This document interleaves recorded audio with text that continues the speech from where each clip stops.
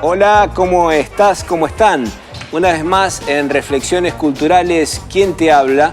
Sandro Álvarez. Quiero ofrecerte en esta oportunidad un poco un exponente de la obra pictórica del siglo XIX, en donde renace un gran talento español que se proyecta definitivamente en Francia.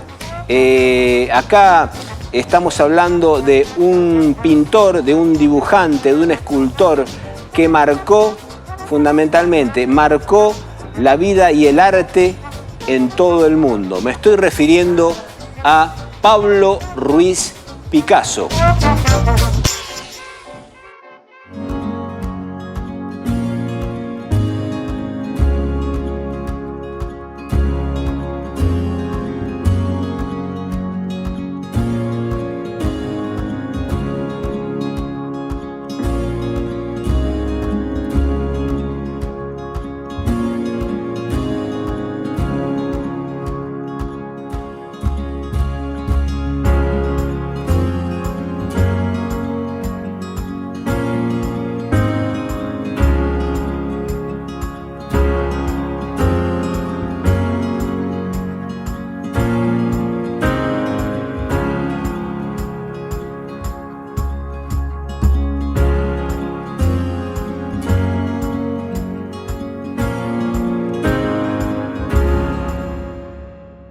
Lo cierto es que Pablo Picasso nace en 1881 y muere en 1973.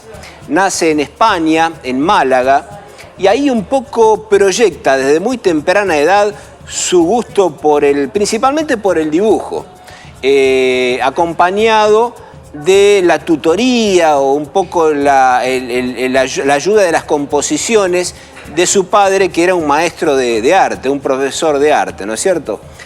Pablo Picasso tuvo la gran ventaja de tener ya desde el inicio de su vida el aporte de su padre, que era profesor en Málaga y después fue profesor en Barcelona. Lo cierto es que se destacan innumerables obras ya en la edad de 7, 8 años, que son excepcionales de Pablo Picasso. Estamos hablando de obras en dibujo, en carbón, en donde su padre le delinea las primeras composiciones y empieza a disfrutar, porque la vida de Pablo Picasso es disfrutar del goce del dibujo, disfrutar del goce de la pintura y posteriormente, ya un poco más avanzada su vida, disfrutar del arte de la escultura también. Podemos decir también que ya a los 15 años se destaca en una obra la cual se llama La Primera Comunión. En la Primera Comunión está bien marcado los distintos, digamos, afanes del arte clásico. Y es más, en toda su proyección de obra, este pintor, Picasso, proyecta, pero siempre lleva implícita su ecuanimidad por lo clásico. Tenemos también otra obra que fue galardonada en Málaga, una obra que se llama Ciencia y Caridad. Ciencia y Caridad, creo que la escribió a los 15, que la pintó, 15, 16 años, y ahí marca un poco el acompañamiento de todo el conocimiento del padre de Pablo Picasso. Lo cierto es que después de esta época, en donde Pablo Picasso tiene 18, 19 años, empieza a proyectar su vida en Francia, en París. Y ahí en París, cuando llega con sus íntimos amigos dados al arte, ahí empieza a proyectar su esbozo en lo que es el cubismo. El cubismo es un movimiento cultural, está el cubismo analítico, el cubismo sintético, hace muchas obras, hace muchas imitaciones, copia de buena fe a distintos exponentes del arte y de la pintura en Francia, y ahí él, en su vida bohemia, también explaya su bienaventurado mundo de lo jovial, y ahí empieza a cultivar grandes amigos del arte, ¿no es cierto?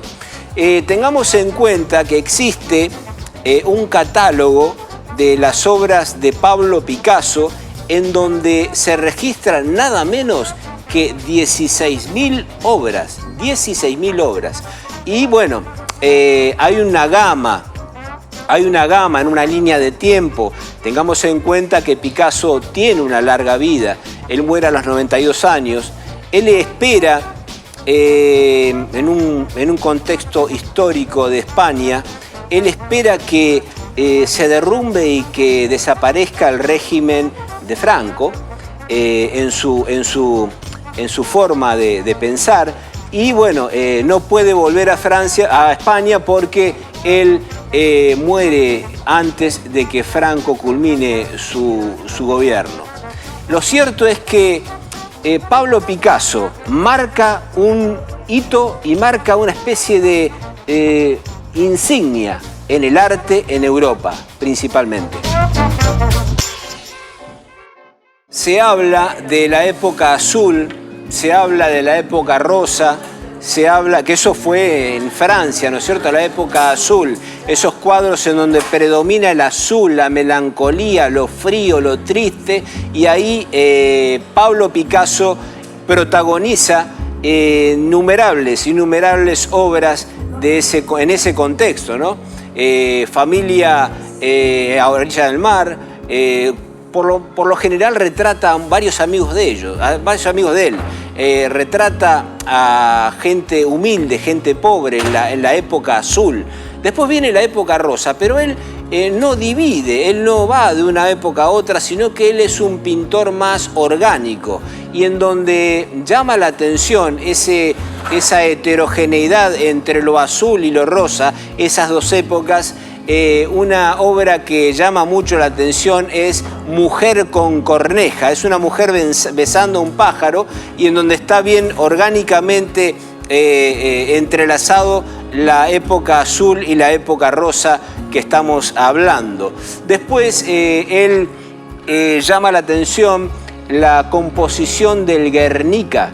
El Guernica fue una obra fabulosa de Pablo Picasso, y ahí llama la atención las distintas secuencias en donde fue confeccionado, pintado el cuadro. Hay fotos en donde está en el comienzo, después van avanzando, distintas secuencias fotográficas en donde diagrama y en donde explaya las distintas etapas de la pintura del Guernica.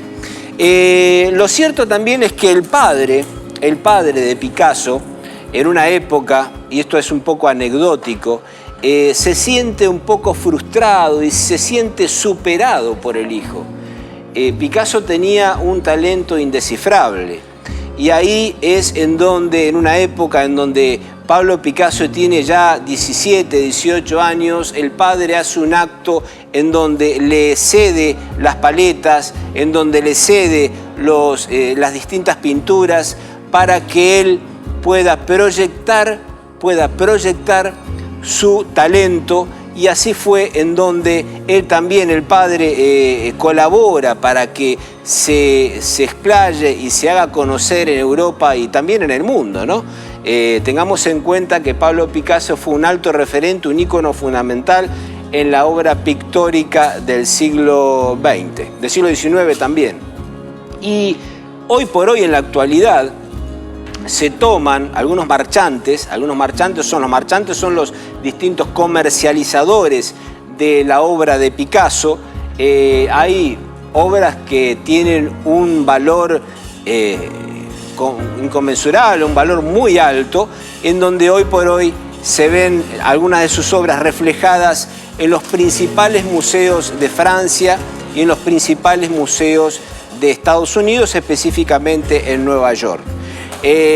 Pablo Picasso deja una leyenda la leyenda un poco de la rebelión, la leyenda del rebelde y la leyenda fundamentalmente de un pintor que quiso reflejar por sobre todas las cosas distintas gamas. Hay distintos estados, hay distintas secuencias, hay un permanente reciclado en la obra de Pablo Picasso, pero principalmente quisiera decirte que él no deja en descuido la expresión clásica de sus obras. Tenemos el cubismo analítico, tenemos el cubismo sintético. Bueno, algunos críticos dicen que el cubismo analítico es un poco muy reiterativo, guarda un poco la forma de la no estridencia, y el cubismo sintético también, pero bueno, son distintas formas de expresiones, y fundamentalmente fue uno de los fundadores del cubismo en Francia. Así fue como un poco quise divulgar la obra y la vida de un grande de la pintura en el mundo, Pablo Picasso. Bueno, y una vez más te voy a sugerir, siempre en este espacio acuerdo un poco para sugerir algunas lecturas. Y para los que sé que hay muchos en la ciudad que están un poco incursionando en la escritura, este libro es de un tallerista, Marcelo Di Marco, Taller de Corte y Corrección, principal y muy importante libro para quienes quieren explayarse en la escritura. Es un libro que he leído muchas veces, Taller de Corte y Corrección, y por sobre todas las cosas deja por sentado que el combustible fundamental de aquel que quiere discurrir en la escritura es ineludiblemente la lectura. Y después tenemos un clásico del año 1800, tenemos el inolvidable y el registrado en la historia de nuestro país, ¿no es cierto? Aquel que fue denominado el gran prosista de Sudamérica, Facundo, de Domingo Faustino Sarmiento.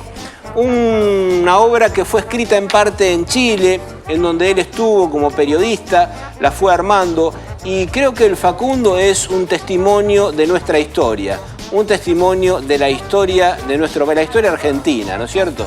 Y después tenemos un libro de una escritora bahiense, Crack, Almas y Baldosas Rotas. Crack, Almas y Baldosas Rotas es una obra un poco precipitada, un poco de rebelión, que me llamó mucho la atención, de Guglielmi. Es una escritora que da que hablar. Es una escritora de una obra sola. Creo que pronto va a publicar otra, y esperamos que sí, porque es una narrativa muy atrapante. Crack, Almas y Baldosas Rotas. Y bueno, una vez más, quien te habla, Sandro Álvarez, quiso ofrecerte en este espacio toda la riqueza, toda la felicidad del arte, ya sea a nivel local, a nivel nacional o a nivel mundial. Una vez más te digo chau, y será hasta la próxima. Chau.